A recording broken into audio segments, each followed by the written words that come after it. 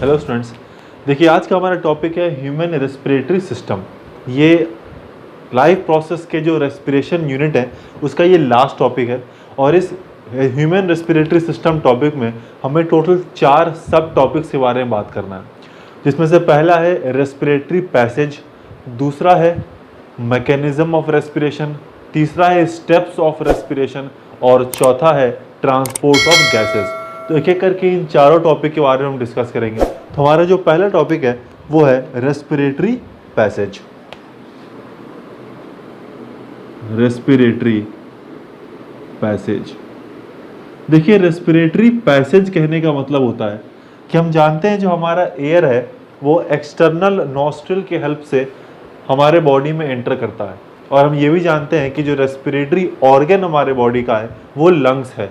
तो respiratory passage कहने का मतलब है कि एक्सटर्नल नॉस्ट्रिल से लेके लंग्स तक पहुंचने का जो पूरा पैसेज है उसे हम रेस्पिरेटरी पैसेज कहते हैं।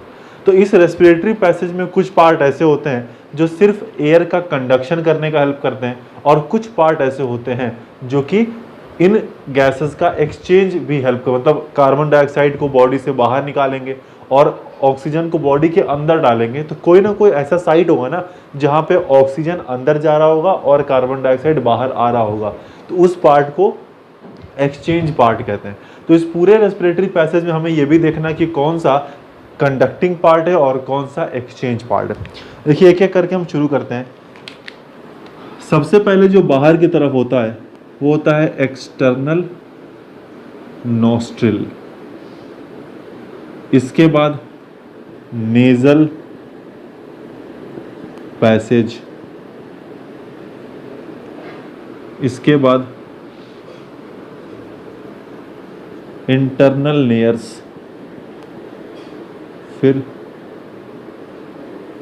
नेज़ोफेरिंक्स, ठीक है, इसके बाद ग्लॉटिस, इसके बाद ट्रैकिया, इसके बाद प्राइमरी ब्रोंकाई, इसके बाद सेकेंडरी ब्रोंकाई, इसके बाद टर्शरी ब्रोंकाई, फिर ब्रोंकियोल्स, इसके बाद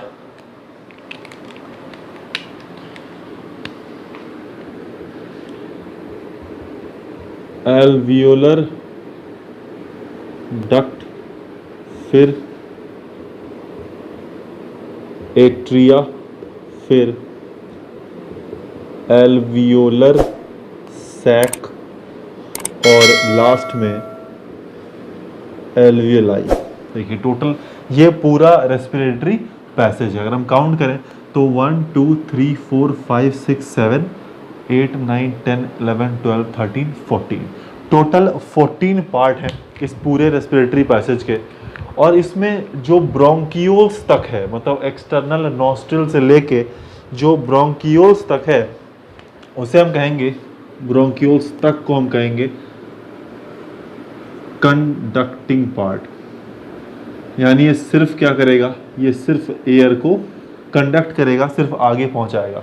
और फिर एल्वियोलर डक्ट से लेके जो पूरा एल्वियोलाई तक है इसे हम कहेंगे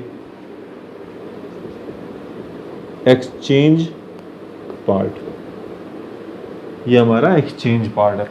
तो कंडक्टिंग पार्ट थोड़ा सा ज़्यादा है, ठीक है, 14 में से 10 पार्ट कंडक्टिंग के ही हैं और केवल 4 पार्ट है जो कि एक्सचेंज पार्ट है, ठीक है।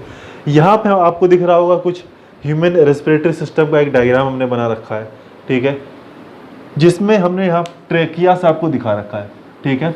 चलिए, ट्रेकिया के ऊपर आपको यहाँ पे एपिग्लॉटिस है और ये ग्लॉटिस वाला पार्ट है। एक्चुअली ट्रेकिया को विंड पाइप कहते हैं और विंड पाइप की ओपनिंग को ग्लॉटिस कहा जाता है, और इसके ऊपर एक कवरिंग पाई जाती है जिसे हम एपिग्लॉटिस कहते हैं, ठीक है।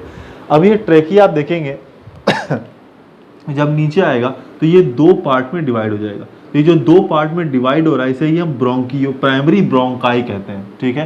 प्राइमरी इसलिए कह रहे हैं क्योंकि ये फर्स्ट डिवीजन हो रहा है, ट्रेकिया का फर्स्ट डिवीजन हो रहा है, उसको प्राइमरी ब्रोंकाई कहेंगे।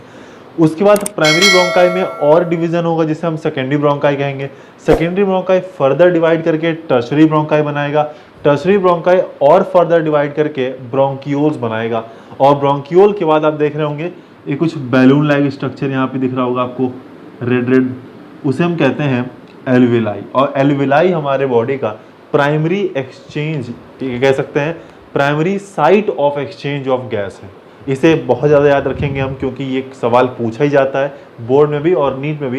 हालांकि 10th लेवल पे हमें होता है नीट के क्वेश्चन से मतलब नहीं है, लेकिन बोर्ड में अब चूंकि मल्टीपल चॉइस क्वेश्चन भी आ रहे हैं, तो मल्टीपल चॉइस क्वेश्चन में इसके आने के चांसेस बहुत ज़्यादा है कि हमारे बॉडी में primary site of exchange of gas का साइट क्या है, तो वो है एल्वेलाई। ठीक है, primary site of exchange of gases alveoli.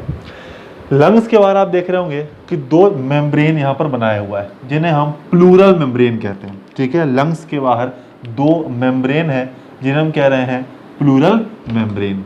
ठीक, लंग्स प्रेजेंट कहाँ होती है, तो लंग एक कैविटी में प्रेजेंट होती है जिसे हम कहते हैं थोरैसिक कैविटी।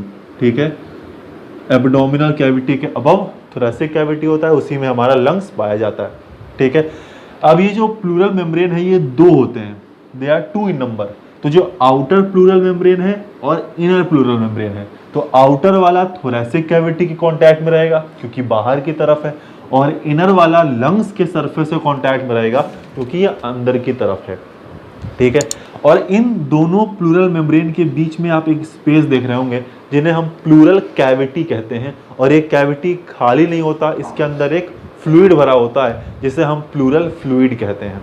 तो इस प्लूरल फ्लूइड का अगर आप फंक्शन पूछें तो हम ये कह सकते हैं कि जब लंग्स एक्सपैंड और कॉन्ट्रैक्ट करेगा तो हो सकता है कि ये लंग्स का सरफेस जो है वो थोड़ा सा फैले और कॉन्ट्रैक्ट होए, तो उनके बीच में फ्रिक्शन नहीं होना चाहिए। किनके बीच में, लंग्स और प्लूरल मेम्ब्रेन के बीच में कोई फ्रिक्शन ना हो, या कह सकते हैं लंग्स और थोरैसिक कैविटी के बीच में कोई फ्रिक्शन ना हो, उसका काम भी करता है। ये प्लूरल फ्लूइड ना सिर्फ फ्रिक्शन को कम करता है बल्कि अगर शॉक लगे तो शॉक एब्जॉर्बर का भी काम करता है।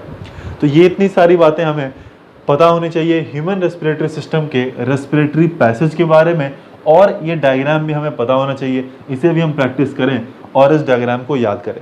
यहाँ आप देख रहे होंगे कि इस लंग्स का जब डायग्राम बना हुआ है उसमें आप देखेंगे एक यहाँ पे एक डिप्रेशन है जो हमारा, ये देखिए ये जो राइट वाला लंग है, ये राइट वाला लंग तो पूरा कंप्लीट है, लेकिन लेफ्ट वाले लंग में एक डिप्रेशन है जिसे हम कार्डियक नॉच कहते हैं।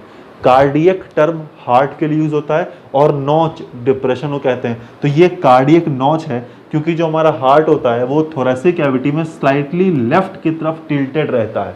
ठीक है, ठीक है, ये कार्डियक नॉच है जहाँ पे हार्ट प्रेजेंट होता है। तो इस वीडियो में हम लोगों ने रेस्पिरेटरी पैसेज के बारे में देखा, हमने डायग्राम को समझा और लंग्स के बारे में भी हमने थोड़ा सा समझा है।